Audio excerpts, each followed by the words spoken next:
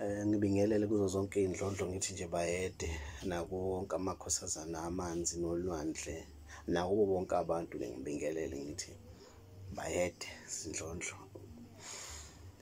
Kunezinto ezimbalwa nje izilula ezisimple nje ezenzeka kubantu abanesithunywa kodwa bengazazi ukuthi zamasayini ukuthi banesithunywa.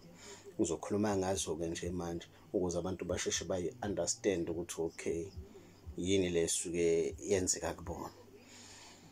Kukhona lo ukuthi uphupha undiza unesithunywa mawunjalo, uphupha ugijima noma uphuphe ungathi uwa endaweni ephakeme uzizwe uhamba kube khona uvalo oluthi heqe likushaya ngale ndlela uthi uzuphaphama nasebuthongweni uphaphama ngempela ukade uzibona ngathi usuka phezulu usuyohlala phansi la bathi ukulenda kodwa usuke khona lelo valo lokushaya ukuthi heqe likwenza ukuthi uphaphame nasebuthongweni usizwe ngathi bosuyolimala.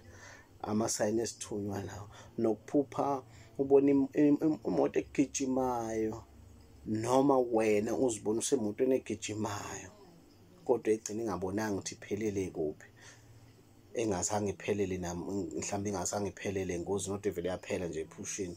Nokubona ibhano elindiza kwesinye isikhathi ulibona indiza ngathi lifuna ukuwa noma uphupha inyoni nje indiza emoyeni.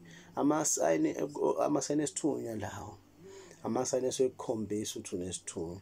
Nako uphupha ubaleka nje ujahwa ngapha kwesikhathi ungaboni olujahwa yini olugijima ubaleka vele unesithunywa nje unesithunywa unesigijimi usuke ukhonjiswa lokho ukuthi unalo moya oyisivinini wesithunywa kuwena. Kwesikhathi uthi uyahamba nje la emhlabeni ungaphuphi ke kuvele kusuke lo moya eshingishana ukuthi usho ukuqeda ukungcolisa ukuqede ukuphakama umuntu wesifazane ukuphakamisa iziketi kube nje ukuphashise usuke uvela ukhethe wena hayi ukuthi wena usuqondana nawo wona usukhethe wena. Amasayini ukuthi unesithunywa lawo. Izinto zesithunywa zonke lezo. Sibonge.